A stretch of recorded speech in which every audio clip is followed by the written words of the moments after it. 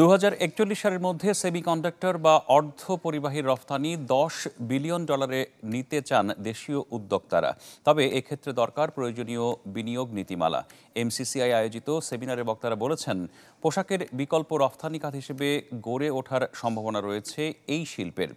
সময় জাতীয় নীতিমালা তৈরির আশ্বাস দেন আইসিটি প্রতিমন্ত্রী। বিশ্বব্যাপী উদীয়মান শিল্পগুলোর মধ্যে অন্যতম সেমিকন্ডাক্টর বা অর্ধপরিবাহী। ক্ষুদ্র ইলেকট্রনিক্স যন্ত্র থেকে শুরু করে বড় আকারের দামি প্রযুক্তিপণ্য উৎপাদনেও অত্যন্ত দরকারি এই উপাদান, যার বৈশ্বিক বাজার প্রায় $550 বিলিয়ন। তথ্যমতে পণ্যটির চাহিদা আরও অন্তত 13% বাড়বে 2025-এ গিয়ে। তবে সম্ভাবনার এই বাজার ধরতে প্রতিযোগী দেশগুলো নিত্য নতুন কৌশল সাজালেও খুব বেশি এগুতে পারছে না বাংলাদেশ। এমসিসিআই আয়োজিত অনুষ্ঠানে বলা হয়, চীন, ভারত, তাইওয়ানের মতো দেশগুলো এরই মধ্যে বিনিয়োগ করেছে $100 বিলিয়ন, কিন্তু দেশীয় উদ্যোক্তারা এখনও ধুঁকছেন প্রয়োজনীয় নীতিমালার অভাবে। Semiconductor industry has a very high migration pattern. It doesn't stay in one country. It is a race. Bangladesh is not a solo player in this world. There are many countries who are extremely aggressive, and we need to outperform others in that race to have our stake.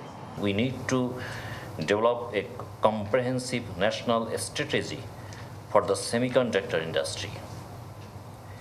This strategy should outline clear goals, simplifying export-import regulations for semiconductor equipment. বক্তারা বলেন, semiconductor খাতের বিকাশে উপযোগী শিল্প ও শিক্ষা ব্যবস্থা গড়ে তোলা জরুরি। এটি নিশ্চিত হলে এই খাতই হয়ে উঠতে পারে রপ্তানির অন্যতম বড় উৎস।